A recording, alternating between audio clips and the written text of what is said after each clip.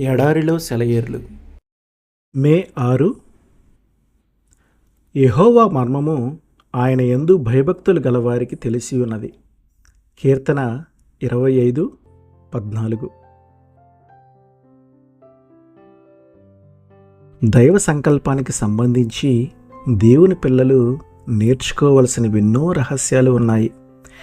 వారితో ఆయన ప్రవర్తించే తీరు చూసేవారికి కొన్నిసార్లు అర్థం కానట్టుగాను భయంకరమైనవిగాను కనిపించవచ్చు. మనలో ఉన్న విశ్వాసం అయితే ఇంకా లోతుగా గమనిస్తుంది. ఇది దేవుని రహస్యం. మీరైతే పైపైనే చూస్తారు, నేనైతే వీటి వెనుక దాగున్న పరమార్థాన్ని చూస్తాను అంటుంది.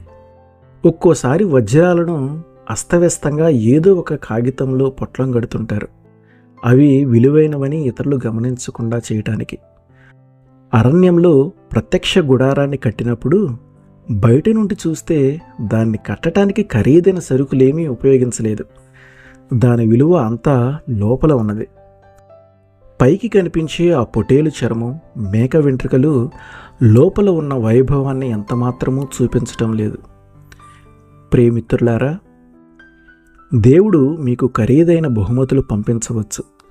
వాటి మీద చుట్టిన కాగితం మురికిగా గరుకుగా ఉంటే కంగారు పడకండి.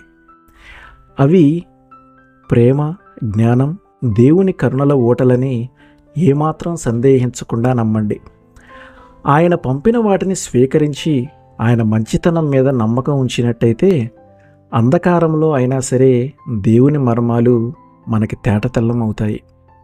మగ్గం తిరగడం మానేదాకా, నేతగాని చేతులు ఆగేదాకా వస్త్రంలోని వన్నెలు అర్థం కావు. పరలోకంలోని పరమ సాలేవాని చేతిలో వెండి పసిడి దారాలెంత ముఖ్యమో ఆయన సంకల్పం నెరవేరాలంటే నల్లదారాలంతే ముఖ్యం. క్రీస్తు ఎవరినైతే మచ్చిక చేసుకొని తన స్వాధీనంలోకి తీసుకుంటాడో అతను పరిస్థితులన్నిటినీ మచ్చిక చేసుకోగల సమర్థుడు. పరిస్థితులు మిమ్మల్ని అటూ ఇటూ నొక్కి వేధిస్తున్నాయా? దూరంగా నెట్టేయకండి. కుమ్మరివాడి చేతులవి. ఆ పరిస్థితుల్ని తప్పించుకోవటం వలన కాక క్రమశిక్షణతో భరిస్తే ఆయన పనితనం బయటపడుతుంది. నిన్న ఆయన ఘనతకి తగిన పాత్రగా మలచటమే కాదు, నీలో దాక్కుని ఉన్న శక్తి సామర్థ్యాలను బయటికి తేవటం కూడా చేస్తున్నాడు. ఆమేన్.